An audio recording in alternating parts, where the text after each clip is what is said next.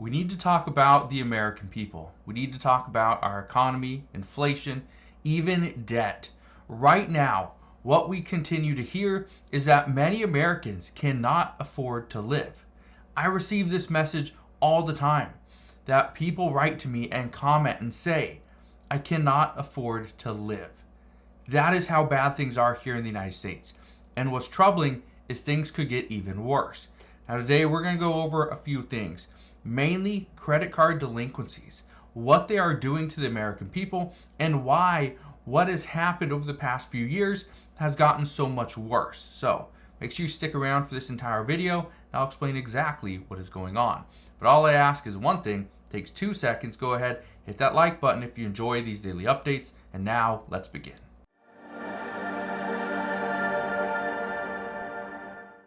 So something very interesting is happening right here in America.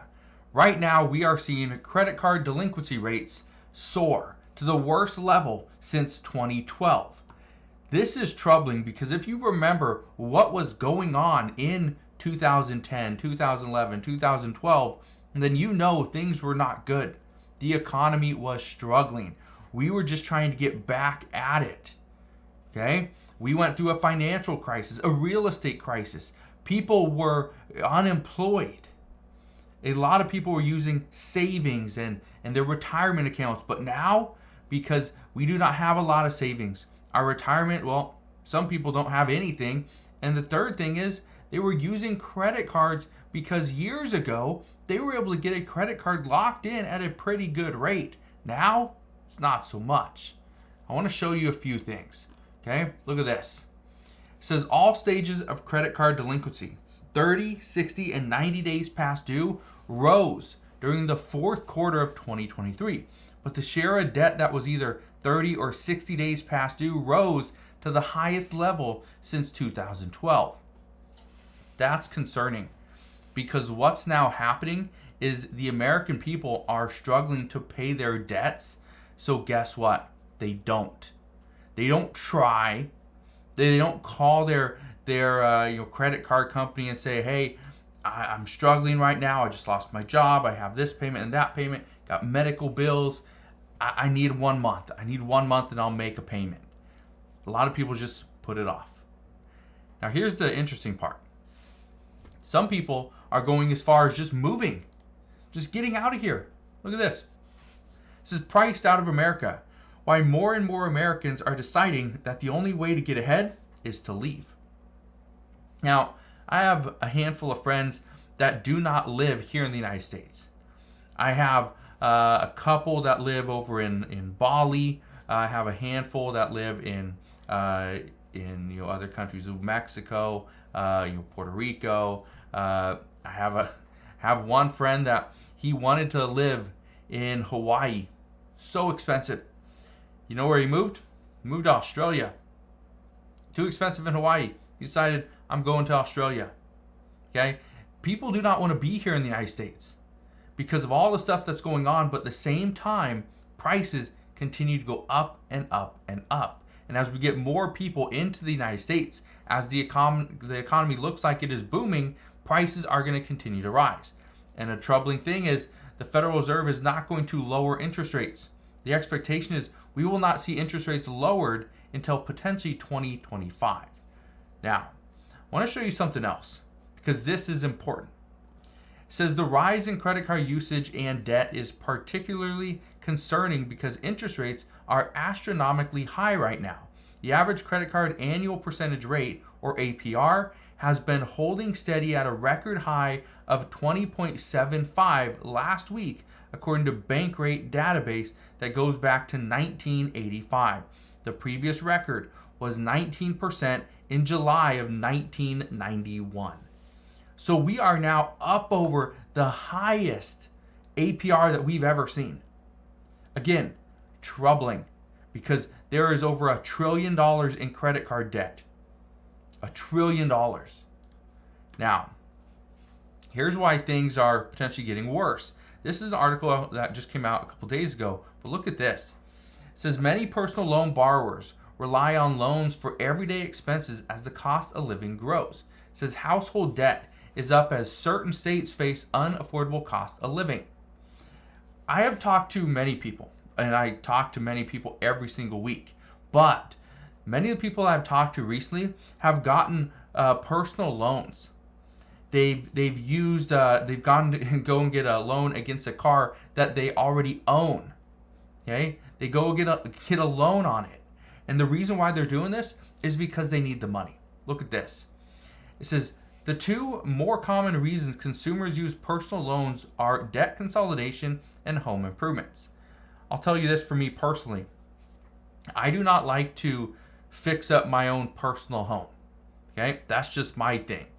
Could I? Yes. Make it a little bit nicer, make the countertops a little bit better, do a little more landscaping, have a fresh coat of paint every year. Could I do that? Yes. Am I going to do that? Absolutely not. Okay? And I don't like putting money into my own personal home that I own, because why would I do that when I could put money into an investment? Okay? A personal home, in my opinion, is not an investment. All right? Because again, it's a liability. If something goes wrong, I have to fix it. If I need new paint, I fix it. New roof, I fix it. Pool doesn't work, I have to fix it. Comes out of my pocket. But an investment's different. Now, it says nearly 21.2% of personal loans are used to consolidate debt, and 20.1% are used to make home improvements. Borrowers are dealing with increasing prices in every industry, from food to building materials to housing costs. To deal with the rising costs, these borrowers turn to personal loans. It says families have already cut back on non-essentials, and there isn't much left to take out of their budgets. What I think is interesting about this is that I've talked to a handful of people, and they say the exact same thing. They've taken out all the non-essentials. Now they're having to cut back on the essentials. They're buying less food. They are opting for fake ingredients, not the real stuff. Some of them are rationing their medicine, trying to make it last another week and just extend it just a little bit. Because if it lasts, instead of 4 weeks, it can potentially last 5 weeks. That means you don't have to buy as much throughout the year. You can save a little bit of money. All right? And this is something that they do all the time. I talked to a college student a few weeks ago, and he sold his car, bought a bus pass, and he bought an electric bike. Those two things. Electric bike, I think, cost him like $2,500, and the bus pass, I think it was like, $40 a month or something like that. It wasn't much. Okay, so even at the end of the year, and he lives in a place where it snows, so that could be a little concerning. But as of right now, he sold his car. I think it was for up 12, 13,000, something like that. So he's still able to put about $10,000 into his pocket. That's $10,000 he can use to live his life, to pay for an apartment, to just move forward. All right. So again, thinking outside the box might help here. Look at this. It says loans being taken out aren't small. 35% of borrowers surveyed reported that their loans were between $10,000 and $50,000. Just 29% of borrowers have loans that are less than $2,499. It is getting more expensive just to live here in the United States, which is one of the reasons why more people are leaving. But there's another reason why as well. Remember, I just talked about this college student that sold his car. Okay, he had, before he had that $10,000, $12,000, $13,000 car, whatever it was, he said it was an older Mitsubishi Eclipse. That car was probably $2,000 to $3,000, and he traded up. He started to make a little bit more money at his job, so he traded up. This is the concern. It's called lifestyle inflation. As you start making more money, you start spending more of that money. Look at this. It says here's why even Americans making more than $100,000 live paycheck to paycheck. It's because of lifestyle inflation. If you make an extra $1,000 per month, the majority of Americans will actually take about 70% of that, and they'll put that on a new apartment or new house. They'll get a new car, right? They might upgrade their cell phone. They're going to do those things. Maybe go get a gym membership.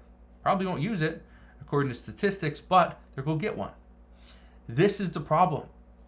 You make over $100,000 per year, and yet you spend the majority of it.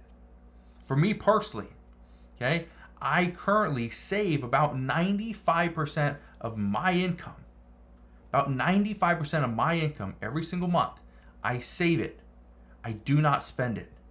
I use it as an investment, put it into other things, other businesses. You try to make it grow. That's what I do personally. It doesn't matter how much money you make. You can make over $100,000 a year. You can make $100,000 a month. But if you spend all $100,000, you got nothing left. And you will actually live paycheck to paycheck, and you will feel like you are broke all the time. So, I will leave you with that. This is the reason why so many people say they cannot afford to live here in the United States, because things are getting more expensive. But at the same time, we allow this to happen. So, let me know your thoughts. Do you continue to spend as much as you make, or are you trying to save and invest some of that money so your money can work for you? Let me know down in the comment section below. But that is what I got for you guys today. So again, thank you guys for watching. Consider subscribing, and I'll see you guys on the next one.